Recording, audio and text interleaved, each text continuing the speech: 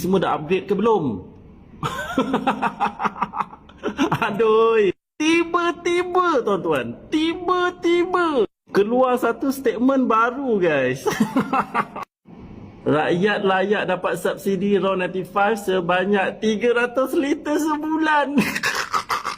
Aduh, tak tahulah ini ikhlas nak bagi ke tidak ni. Anda bayangkan tuan-tuan, majoriti pengguna kereta dekat luar sana, tangki minyak anda dalam 50 liter, 55 liter tau. Ini kategori standard car, faham? Kalau you beli compact car, bawah daripada 50 liter lah. Tapi kalau you pakai family car, SUV, MPV, Velfire, Alphard, kereta-kereta yang gedabak ni, confirm sampai 70-80 liter tuan-tuan So macam saya, kereta saya 53 liter satu tangki.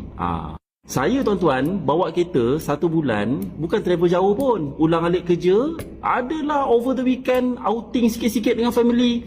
Lepas tu balik kampung pun memang tidak. Kadang-kadang 2 bulan sekali, macam tu je. So saya ni bukan pengguna kereta yang tegar. Faham tak? Saya memang tak kerap.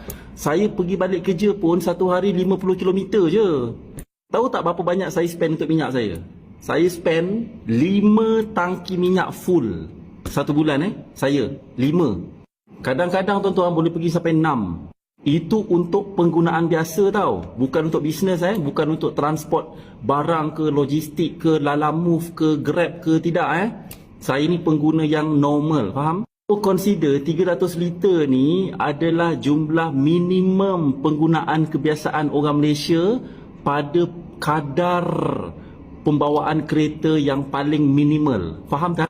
So kalau kau ni kaki outstation, selalu travel jauh-jauh, kerap balik kampung, lepas tu duduk Seremban, ulang alik KL, guarantee tuan-tuan, you akan spend lebih daripada ni. Dan kalau lebih, anda kena bayar 1 liter RM2.5.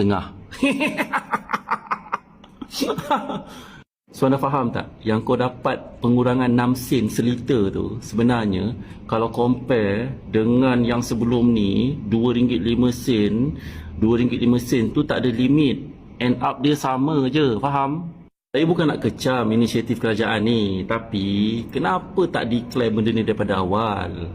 Orang semua dah seronok dah dapat harga minyak murah walaupun 6 sen.